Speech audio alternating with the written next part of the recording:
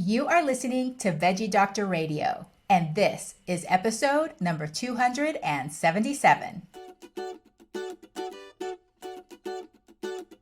Welcome to Veggie Doctor Radio. I am your host, Dr. Yami, board certified pediatrician, certified lifestyle medicine physician, certified health and wellness coach, author, speaker, mother, wife, and human being. I passionately believe in the power of diet, habits, and mindset in sparking and sustaining well-being and joy in our lives. This podcast combines expert interviews and thoughtful monologues to explore plant-based nutrition, lifestyle medicine, parenting, mindset, and other exciting and fun topics. I hope that these episodes inspire you, uplift you, and equip you with the knowledge and tools to live your best life. Are you ready to get started? Let's do it. So my first episode with Lisa Simon is episode number 162 that was aired on June 27th of 2021. So if you want even more information from her, then check out that episode. And of course, her newest book, it's beautiful, that we're going to talk about. Before I tell you more about Lisa, I just want to remind you that the information on this podcast is for informational and educational purposes only. It is not meant to replace careful evaluation and treatment. So if you have concerns about you or your child, anybody in your family's eating, nutrition, or growth, please consult a health professional. Lisa Simon is a registered dietitian with a wide range of clinical experience. She splits her time working in the NHS as dietetic lead in child and adolescent mental health and working at CQC, Care Quality Commission, Registered Health Service, Plant-Based Health Online, running individual and group consultations and delivering educational webinars. So she is one busy lady. She has written a clinical update on diet and fertility for the British Dietetic Association and has written her first book, The Plant-Based Dietitian's Guide to Fertility, From Preconception to Healthy Birth. And she has also co-authored and co-edited Plant-Based Nutrition in Clinical Practice. She is very experienced. She has personal experience. She has lots of wisdom. She's evidence-based, so you can trust what she's saying. This book is very comprehensive, easy to read, easy to follow. It has recipes in it, and all the references are included. So definitely pick that up if you are on that journey and want more information. In this podcast episode, we talk about why she wrote the book. She covers her infertility journey, what happened to her, and what she learned during that time. We talk about the definition of infertility and what percentage of couples are affected by it, what she thinks is wrong with the World Health Organization's definition of fertility. We talk about the very important preconception period, how long it should last, what you should focus on in the preconception period. And then we go through the 6 pillars of lifestyle medicine, and she highlights a couple that she thinks are particularly important for couples to focus on pre and during the fertility period, and of course after, because it's never wrong to practice lifestyle medicine. We also talk about men and why it's important that we don't forget about men in the fertility journey and what things they can do to optimize their fertility. What she's learned about fertility and diet and lifestyle that surprised her the most, and lots of other great things. So this is a fabulous episode, and I really appreciate you for being here. So thank you so much for returning listeners, and for new listeners, welcome. I hope you love what you find here and that you share with friends and family that you think may benefit from this information. So thank you so much. And now let's welcome Lisa Simon. Lisa Simon, welcome back to Veggie Doctor Radio. Thank you very much for having me back. It's lovely to be here.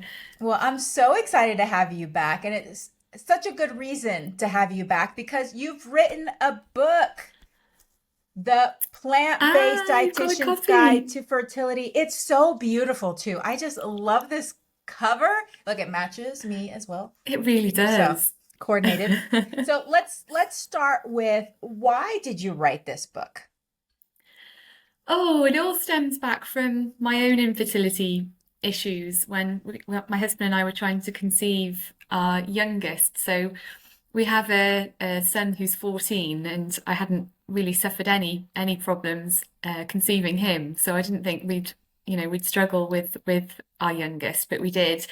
And we ended up having to go down the IVF route because we thought we didn't really have much time to play around with. He was in his early 40s, I was 37, and we'd been trying for 2 years. And it was during that time where you just try and find anything you possibly can to try and help improve your chances that I stumbled across plant-based nutrition. And because I have a science background, I knew that it wasn't just something that, it wasn't fiction, and misinformation. As you know, there's a lot of that out there.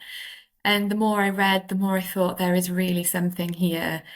And I went 90% plant-based myself. The only thing I was still having was dairy. And that was because luckily the IVF was successful on the first round and I fell pregnant and I was scared to cut out dairy because I didn't really know a lot about plant-based nutrition at that time. As a dietitian, we weren't taught about plant-based nutrition at all in university. Um, and it wasn't until my baby was diagnosed with cow's milk protein allergy at 6 weeks that I gave up dairy overnight, and amazing things happened for me. My menstrual cycle that had been absent for, God, well over a decade came back, and it's been the same ever since. So 28 to 32 day cycle. The significant pain I suffered with endometriosis disappeared. And it's purely anecdotal, I know, but it had such a huge impact on me that I just wanted to delve into the evidence base and share it as widely as possible. I thought the best way to do that is to write a book. Yes, absolutely. And I love how you've taken your experience and your learning and use that to help others so that they can hopefully shortcut their way to some of these outcomes instead of having to figure it out, reinvent the wheel over and over like a lot of people have to. So this is really great information. And this book is very comprehensive. It's very evidence-based. All of the resources are listed, the references are listed. So highly recommend for somebody in their journey. But before we get more into the specifics, can we define what is infertility, first of all? Because, the definition can range and there's like different definitions I've seen. And approximately how many couples are affected by it? So infertility, there are two terms that are used slightly interchangeably, but they're not really the same thing. So there's subfertility, which is when you struggle to conceive after a few consecutive cycles, so within a 12-month period. But if that extends over 12 months, then you go into infertility, and it affects between 8 to 13% of couples globally. So a really significant number of people. And the definition, I mean, we have the World Health Organization definition of infertility, which talks about failure to conceive and a disease of the reproductive system. And it talks about, it's very specifically geared towards heterosexual couples. But actually, there's a lot wrong with that definition, in my opinion, and it really needs to be changed and made more inclusive. But also, it's not a failure. You're not a failure if you can't conceive. And a lot of couples, and especially women that I talk to, do feel that way, and they feel like they've let their partner down, or they're somehow failed as a woman if they can't conceive. And I just think to put that in the WHO definition is wrong. And also, it's not always a disease of the reproductive system, and in fact that's actually a really small percentage of people who have a disease of the reproductive system. The vast majority of people that go for fertility treatment, actually the reason is male infertility. So that's really interesting. So yeah, it's an archaic definition, and it really needs to, really needs to be changed. Yeah, for sure. I mean, it's already such an emotionally charged journey to begin with. No matter what happens in your journey of trying to conceive, there's so much emotion. So to increase the amount of guilt, shame, or blame, it can just be very devastating to some people to encounter that.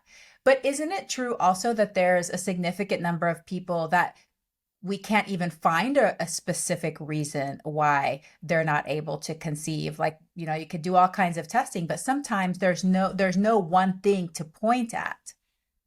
Yeah, absolutely. And that's what myself and my husband were diagnosed with. Even though I did have endometriosis, it was unexplained infertility. And, you know, when that's the situation, it's so important to know that there is so much that can be done to try and help optimize your chances. And even though these diet and lifestyle interventions that I talk about will not guarantee that you fall pregnant, because nothing will guarantee that, it can certainly significantly improve your chances. Absolutely. Okay. Well, let's talk about the preconception period because that's so important. And so, what is the preconception period, first of all? How long should it last? And what should couples or people that are trying to conceive focus on during that period? So the preconception period is any time before you actively try to conceive, and you really want to be looking at making diet and lifestyle changes at least 3 months before. It takes roughly 90 days for the sperm and egg to develop, but however long before that you can make these changes would be really, really beneficial. So you want to be looking at really reducing down or eliminating the animal products in your diet. And that can vary depend from person to person. So some people might be quite happy to completely eliminate animal products, other people might not want to do that and just reduce them down, and that's absolutely fine. But there are certain components in animal products that can really negatively affect fertility, and they include heme iron, saturated fat, trans fats, and animal proteins themselves. So we have lots of evidence showing negative effects of those things, and also advanced glycation end products or AGEs, and they can cause widespread inflammation. So the most common source, sorry, of AGEs is meat, and especially dry cooked meat. So barbecuing, frying, grilling, that kind of thing. And what those AGEs do is they attach to receptors in the body and in the reproductive tract. So they can attach to around the ovaries and induce early ovarian aging. They can attach to the uterus and actually prevent implantation because of the inflammation. They can also attach to various points of the male reproductive system around the testes, and they can cause harmful effects to the sperm as well. So really reducing down those things and introducing as many different plant foods as possible is going to be really beneficial. So you want to look at your overall diet quality. You want to make sure you're eating sufficient amount of carbohydrates, particularly whole grains. And there's a lot of misinformation that low carb diets are beneficial for fertility. They're not. It's the worst thing you can do. You need plenty of fiber in that diet. You need enough fats as well. And that's something that women can be particularly afraid of. But fats are really, really important. So monounsaturated fats for women, olive oil, avocados, nuts, seeds, polyunsaturated fats for men, because that is what sperm is predominantly made up of. So you need to feed that sperm a lot of polyunsaturated fats. So hemp, chia, flax seeds, walnuts, soya, leafy greens, as many as you can. I also recommend an omega-3 supplement. So getting supplementation right is also important. So the dietary advice for people who eat fish is 2 servings of fish with one oily fish a week, but that amounts to about 450 milligrams of EPA and DHA, which is the active omega-3. So fish get that from algae. Plant-based eaters take an algae supplement. So you cut out the middleman, you go straight to the source. B12 is also really, really important for fertility, and plant-based eaters should be taking a daily B12 supplement. You can take a weekly larger dose, but I always think that's harder to remember. So I always say aim for a daily 25 microgram B12. And also iodine. So iodine is a nutrient that's classed as an essential nutrient for the first 1,000 days of life. So that's from conception, so just before the child's second birthday. But actually, women need to make sure their iodine stores are plentiful before conception starts. And as it's more difficult to get that regularly on a plant-based diet, 150 microgram supplements of iodine is recommended as well. There are lots of other things that we need to take into consideration, not just diet, and I talk about that in the book. So all the other pillars of lifestyle medicine, so stress, sleep, nurturing your relationships, exercise, avoidance of toxic substances or substances that can be harmful to fertility. there's so much to consider. I love that. Yeah, that's very comprehensive and definitely my what I advocate for in general for people is to really follow those pillars of lifestyle medicine, eat a plant-centered or a plant-based diet, get that fiber in. And just to clarify, because you said low carb is definitely not the way you want to go. We need fiber. Why is a low carb diet a low fiber diet? So, I mean, when you're looking at low carb diets, you're cutting out whole grains, you're or reducing them very, very to minimum amounts. You're really reducing the fruits and vegetables in your diet as well. And you're just cutting out so many great sources of fiber. And fiber is really important for those hormone-driven conditions like polycystic ovaries and endometriosis. And when you eat fiber, it can affect it can help manage those conditions in a couple of ways. So the fiber can bind with excess hormones that are filtered out of your body through your liver and remove them from your body. If there's not enough fiber in your intestine for that to happen, then those hormones get recycled back in to the bloodstream and back into the body. Also, fiber is great at managing insulin levels. So if you have PCOS, you're at a higher risk of insulin resistance and ultimately type 2 diabetes. So eating plenty of fiber helps lower those insulin levels.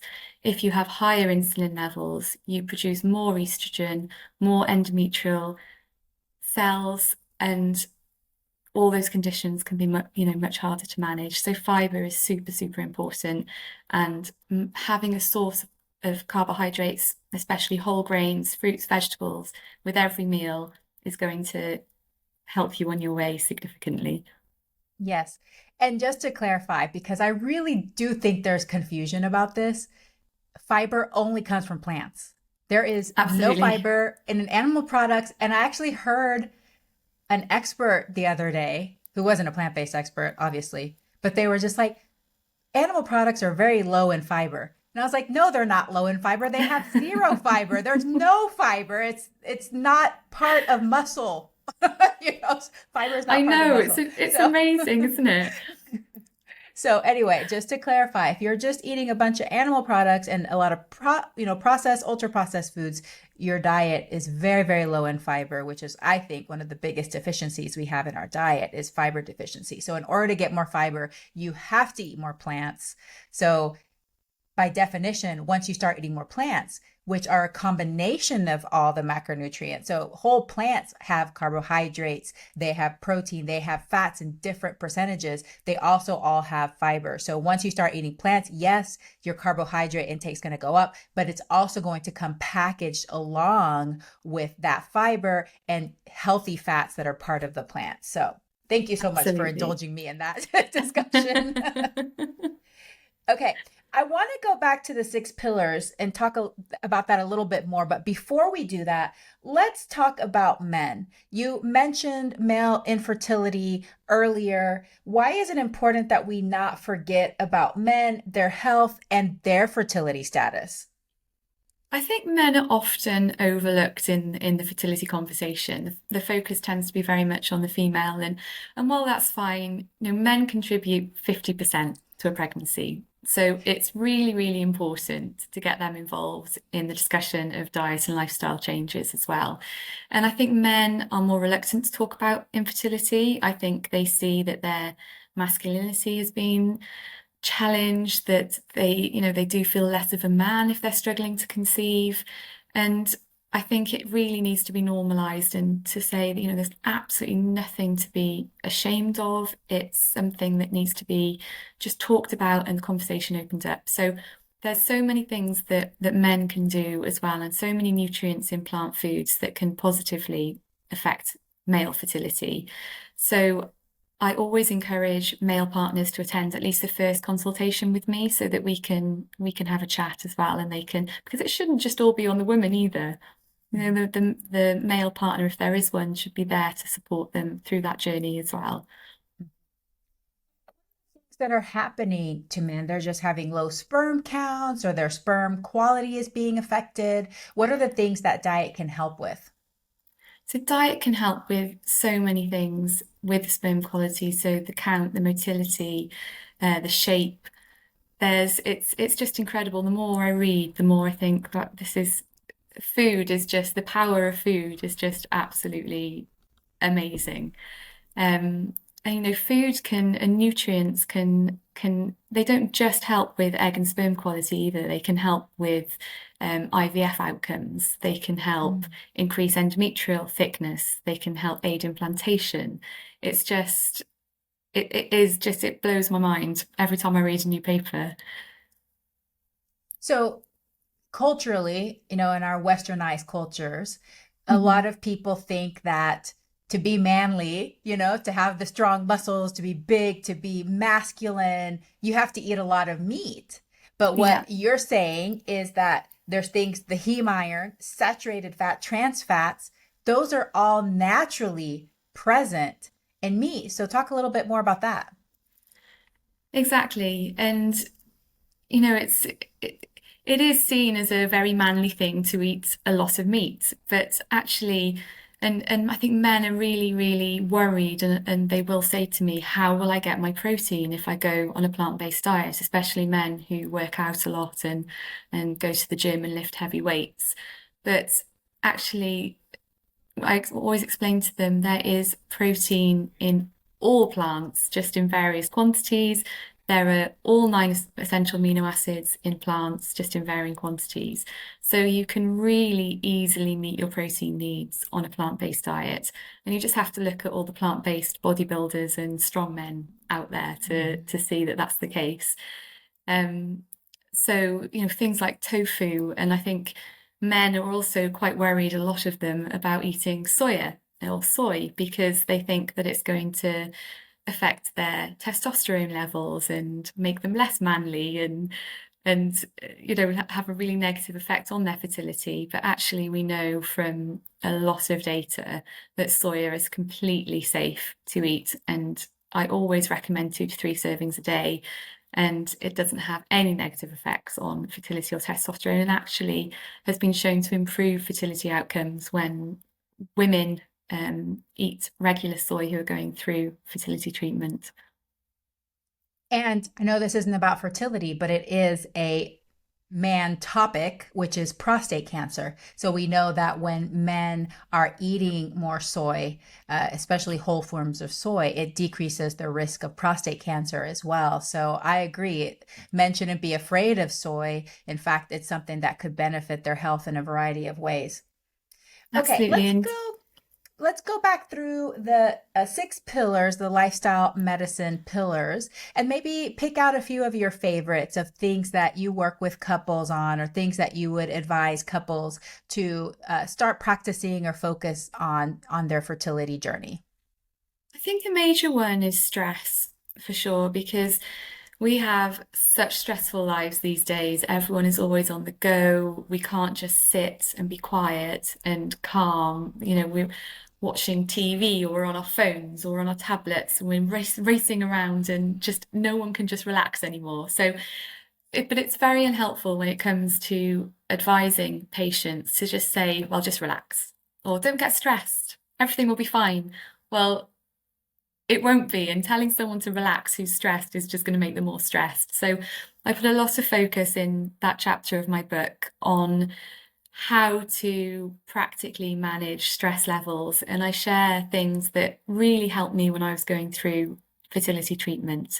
And some of it may not be so evidence-based, but it's things that just helped me so much that I wanted to share them with as many people as possible. So one of those things or one of the methods I used was positive visualization. And that's where me and my husband differed completely, because he refused point blank to engage in anything like that. And it wasn't really because he didn't believe in it. It was because he just didn't want to give himself any false hope at all. And that's what he thought it was, because he was so desperate for it to work. But for me, it really helped reduce those anxiety levels, especially during that 2 week embryo transfer period. But I used to just visualize the whole process. So I'd visualize my follicles developing, the eggs growing, and them growing big and strong, and then fertilizing on the dish. And I pictured the my little embryo burrowing into this amazing, warm, soothing environment. And I just visualized every step of the process. And I'm not saying that's going to increase your chances of conceiving, but it certainly helped me manage my anxiety. And every time my anxiety or my stress went really high, I just bring it back and do that positive visualization. Oh, that is so lovely. That gave me full body chills when you were describing the little embryo burrowing in there and just getting all warm and cozy and being like, all right, here we go, mom. I mean, I think there is so much to that. It actually is evidence-based. They have done research on positive visualization, and you can see the effect for me. I'm not even the one trying to conceive, but I had some good positive chemicals released in my body. That's what caused the chills. That's what caused that warm feeling. So that is a way that we ourselves, with our thoughts, with our brain, can induce those chemicals that will help optimize the environment for, some of these things to happen. And, metaphysically, for those out there that believe that kind of thing, that could also be a benefit there too. So that's really great. What did your husband do? Was there anything that he did in particular to decrease his stress? He's not very good at decreasing his stress. It's it's something we've been working on for a while.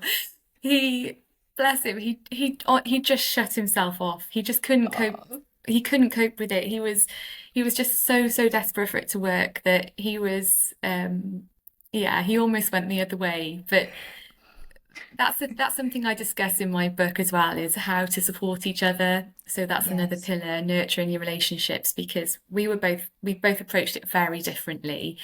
And it was important for me to understand that it wasn't that he didn't care, and it wasn't that he wasn't giving me support in that way.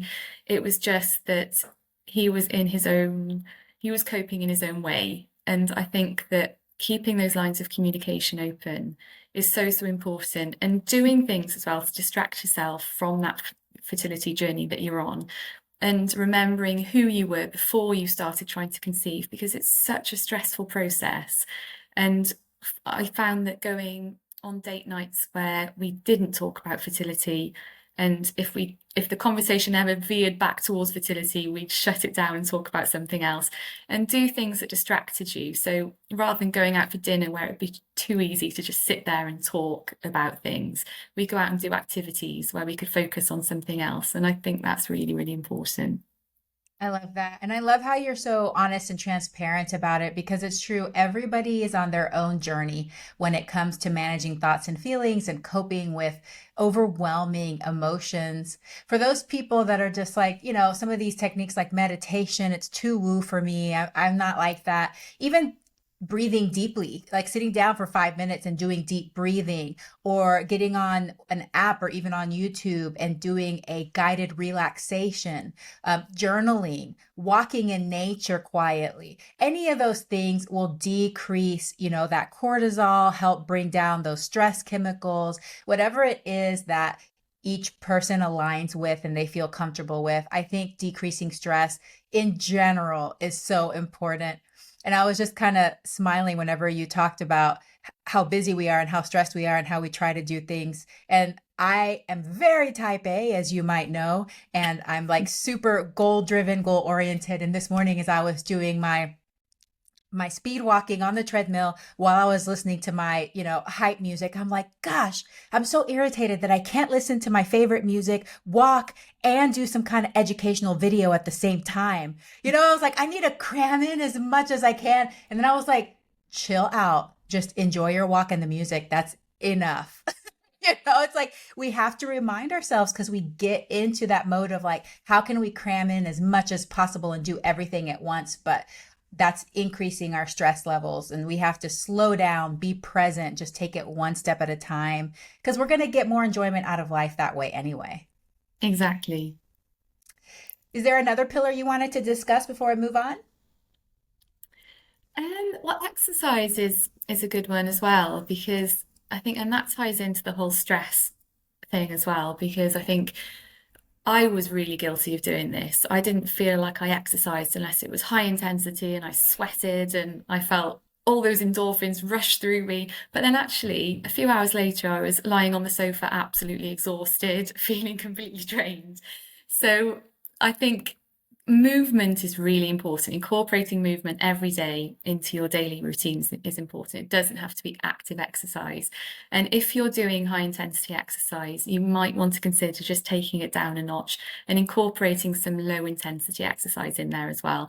So I've started doing Pilates a few times a week and replacing one of my high intensity workouts. And I felt so much better for it. And when you do high intensity, your sympathetic nervous system, which isn't sympathetic at all, is activated even more. So if you're stressed, you do high intensity, you're up here, and then you can't sleep and you feel wired, and those cortisol levels are sky high, and it's just not beneficial. You're so right. It really is about balance. And I'm like that too. I've have gone through periods where I am a cardio junkie and I love getting those endorphins. I did long distance running for a while, but it is important to balance it for a few reasons. One, because of those stress hormones, but also because like you were saying before, you get into the all or nothing sort of thing. Like you're like, well, I'm either going to do the super high intensity thing or I'm not going to do anything. And sometimes you're so tired, you're like, there's no way I'm going to be able to go do my planned 5 mile run. So you're like, well, I'm not going to do anything. Where you could just go for a walk outside. You can go walk your dog. You can go gardening. Any kind of movement is going to be beneficial and is going to contribute to your overall health. So thank you so much for bringing that up. Okay, what have you learned about fertility and the effects of diet and lifestyle that has surprised you the most? Just the impact that it can have on fertility. And I just had no idea before I started really researching in depth just how significant an impact the right diet and lifestyle can have on fertility. And we know that a plant-based diet is really beneficial for cardiovascular health. And what we don't often think about is that our sexual organs benefit as well. As you know, we want improved blood flow to the organs, but actually the sexual organs are organs. So following a diet that can lower your blood pressure, full of nitrate-rich foods, especially for men, this is really important because erectile dysfunction is also increasing. So to eat a diet that's rich in nitrates, source of nitric oxide, dilates, widens your blood vessels, increases blood flow to your organs, can be really helpful in that condition as well. And as I was saying earlier, just the effects of diet and lifestyle, not just on the quality, of the egg and the sperm, but also on all those other areas of fertility, like the increased endometrial thickness, like the improved chances of implantation, the improved outcomes for IVF treatment. It's just, there is so much that can be done. And actually, it's really empowering to know that for something that feels out of your control, suffering with infertility, that you actually do have control to help yourselves. Yes. And like you were saying earlier, it benefits your full body. So we often think of organ systems as separate, as like that's like a separate thing, but it's literally all connected through our blood vessels, through our lymphatic system. It's all connected, our nervous system.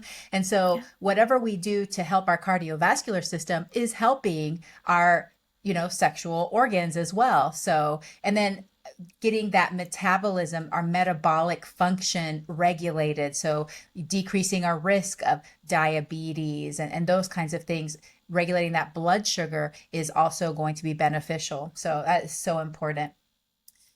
Lisa, what do you wish more people knew?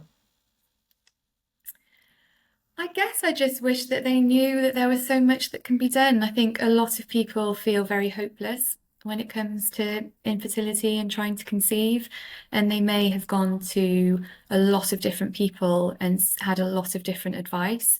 And it's really important to only go and see someone who follows the evidence base and who knows what they're talking about, to not follow people on social media who perpetuate those many myths about soya and low carb diets and other seed cycling and all kinds of things that just don't have any evidence base and can actually really stress people out.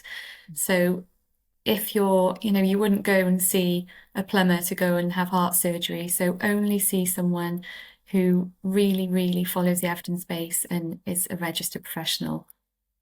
That's very great advice. Thank you so much. Well, I'd love to know if you have a morning routine, and if so, what is it?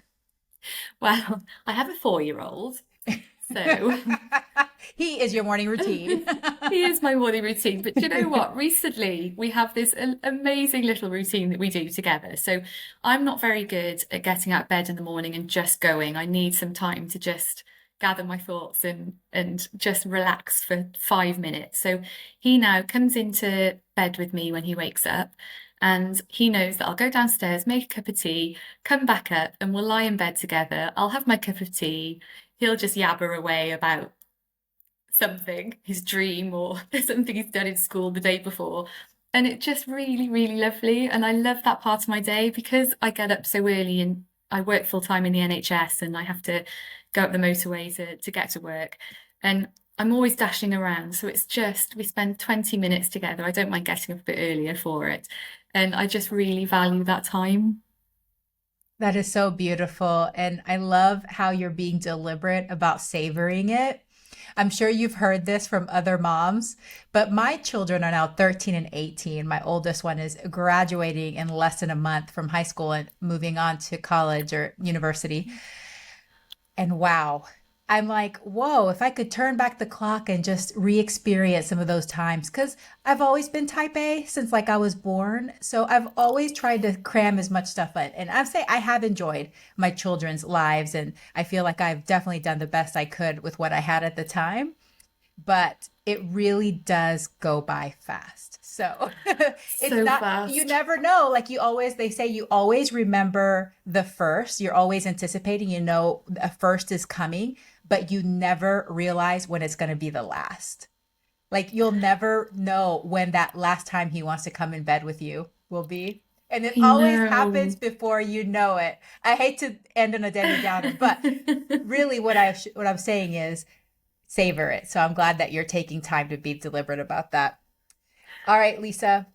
So this has been fantastic. You've written an amazing book. If you could please tell us where listeners can connect with you, how they can get the book, and what other services you may offer. So I'm most active on Instagram. So I'm under RD Plant-Based, and I work privately for Plant-Based Health Online. So unfortunately, we can't see patients from America or Canada because of the insurance reasons. So that's really sad for me. But I can see people from elsewhere abroad and obviously within the UK. Um, so that's where you can connect. So we're plantbasedhealthonline.com. Um, yeah, and my book is available now on Amazon and also from the publisher. If you go to Hammersmith Health Books as well, you can read the first chapter for free. Awesome. Well, congratulations, Lisa. I am so happy that you've written this book. Let's go ahead and close off with your top 3 tips for couples who want to optimize their chances of conceiving. So I would say we always say in the plant-based world to eat a rainbow, but that is so important for fertility because every different color is packed with different phytonutrients. So the most common ones are polyphenols, and they are found in all the different colorful fruit and vegetables and other foods. So soya as well has isoflavones in, and they all have antibacterial, antimicrobial, antioxidant, anti-inflammatory effects. So really, really important for your egg and sperm. So eat as many different colorful foods as you can. The second thing, again, I'd highlight the fat because it's so important, especially for growing hormones and for energy and for feeding that sperm. So make sure you have enough fat in your diet. I think the third thing I'd probably say, listen to your body because it will tell you what it wants. And I think we're not very good at doing that, especially me. So rest when you need to rest, move when you need to move, manage your stress when you feel that things are just getting on top of you, because it's easy to ignore stress and to just keep going, and that's not beneficial for your fertility or for your general health. So trust your body and listen to what it's telling you. I love it. Okay, so eat the rainbow, get your healthy fats in, don't neglect the healthy fats, and manage your stress. Those are wonderful. Lisa, thank you so much. Congratulations on your book. Thank you for all the work that you're doing in the world helping other people. I appreciate you so much, and I hope that you have a very plantastic day. And thank you so much for having me back and for your amazing endorsement for my book as well. Oh, you're welcome. Hey, veggie lover. I hope that you loved today's episode. Will you take a second and do me a huge favor? Please subscribe to my podcast so that you never miss an episode. You're the reason I'm here, and I want to share it all with you. Thank you for listening, and have a plantastic day.